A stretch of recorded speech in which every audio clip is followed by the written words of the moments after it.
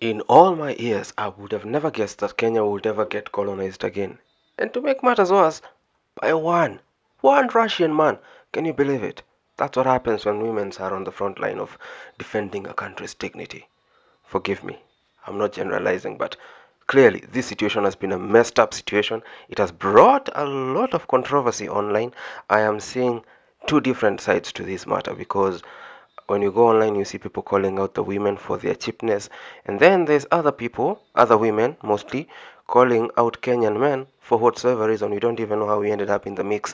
But I'm here to address something because clearly this is damaging to our reputation. Kenya is respected globally for knowing how to defend our dignity online. And do you know what that means? That means automatically we have a lot of enemies. Not enemies in terms of diplomacy, but enemies in terms of people who just want to put us in our place. Countries that are waiting for Kenyan data like this so that they can say, oh, Kenyan people are like this, Kenyan people are like that. And guess what? Kenyan women have given these people free ammunition. Mm-hmm. Sahi, if this any of these countries that we've destroyed before in an online battle decide they want to launch an attack on us, we've lost it. Hands down. But even worse, this is what this means for our society. Because I look at it from a perspective of cheapness and mental colonization. Because there's only one logical argument to this. These women fail to respect themselves when it comes to a white man because in their minds, the white man is superior to a black man. How do I know this? Because women will parade standards left, right, and center for Kenyan men. Oh, hautoshi mboga. Oh, you're a brokey. Oh, you don't got money. Oh, you don't got this, you don't got that. Let me tell you something. One Russian man comes out of. He doesn't even have to be wealthy. Doesn't even have to be rich, good looking or anything. Just provided because he's got white skin. White skin is all that is required for these women to get wet and drop their pants. Here, this is where we are now. And that's a problem because now that's the global image we have. Because let me tell you something, when this Russian man was releasing these videos, he wasn't releasing them for an African audience. He was basically broadcasting African women to his people. So that's the reputation that is sitting right there, assuming this is trending in Russia as well. That's the reputation that you guys have. And it's damning because I see people even on Twitter. There's these people like Bakita Esther, some other useless feminists who are still defending these women and making it worse by trying to blame Kenyan men. Oh, Kenyan men don't know how to protect the women. Let me tell you something, woman.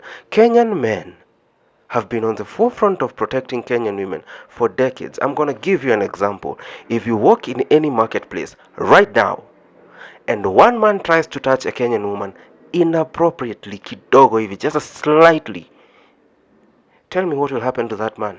Mob justice like you've never seen it before. If a woman screams mwizi, she doesn't even have to scream it, whisper it, mwizi, in an urban center. That's the only time I've ever seen a thief being caught. If it were a man, every time a man tries to shout mwizi, some guy has stolen some phone or whatever it is from him, that thief never gets caught. All of a sudden people are like, ah, it's a guy, he can handle himself. But if it's a woman, they'll do it. Online, when it comes to things like femicide and all that, we've seen men championing for these campaigns and calling out other men. And to make it even better, so that you can actually understand how much Kenyan men love Kenyan women, when it comes to circles of the married people who have friend groups, or social groups where they interact with one another, if they dare learn that one of them is actually doing being involved in gender-based violence with their wife, or is being violent to the wife. It is not customary for men to interfere with other men's marriages, but trust me, they will be called out. They will be called out. These guys will tell this guy, hey, that's not right. That is not right. Unless, and this is on rare occasion, unless it's a group of abusers that have sat together, that's the only time they'll start championing for that nonsense. But if it's a group of sober people, they call this shit out. Why? Because Kenyan men love and protect Kenyan women. But it is now Kenyan women who don't like to see it. They don't like to appreciate Kenyan men for what they are. They don't like to appreciate Kenyan men for the love they give them. And granted, we have our flaws, we have our errors, we have our mistakes, and especially when one man does something bad, we get generalized a lot, and it's something that comes out repeatedly, because there's also been an agenda that has been constantly being pushed out in this country, that men are trash and all this, you know, just going by feminism and what it was meant to preach. So Kenyan men have been getting all the hate for things that they are not. So now that the tables have turned, and the only thing Kenyan men are doing is calling this thing out for what it actually is, a disgrace. And you see a whole horde of Kenyan feminists. Oh, Kenyan men don't know how to respect women dignity, blah, blah, blah. We don't even know how we ended up in the mix, man. It's a Russian guy that he's the one who was exposing this. And it's something I've come to discover that I'm going to talk about in another video. It's something that I've also seen as a pattern, even in my life, and even in the videos that I put out here, that women do not like being discovered. Once a man discovers female nature, especially the negative side, and calls it out, or even says something about it to let others know, all of a sudden the women feel a certain type of nakedness, and they will attack you to retract your statement, or try to invalidate you by calling you other names like, oh, brokey, or what, how can I listen to such a man, blah, blah, blah.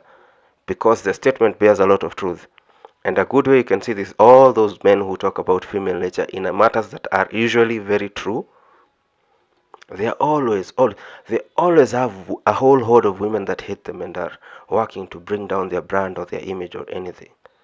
Women hate generally being discovered, and they don't mind as much as their physical nakedness being discovered out there, but the nakedness of their nature. Once that gets out there, they can even turn violent. All you need to do is to go to one of these guys who have put out female nature clearly and see the comments from women, so that you can understand what it really means. And that's what I'm talking about. It's seriously damning. It's very damning to a point that now I don't even know what to say. The last thing before I end this video, these women for women people, the ones that are supporting this nonsense that women are doing, um, let's not be disingenuous. Let's not be disingenuous, because if this was your daughter, or if your son was deciding to get married, would you advise him to get married to such women? You wouldn't. So while you're out there being a women for women person and not calling out the bullshit for what it is, think about that for a moment. That could be your daughter, or that could be someone that your son is potentially married to. What then would you advise your son? Hmm? That being said, have a nice time, and I'll see you in the next one.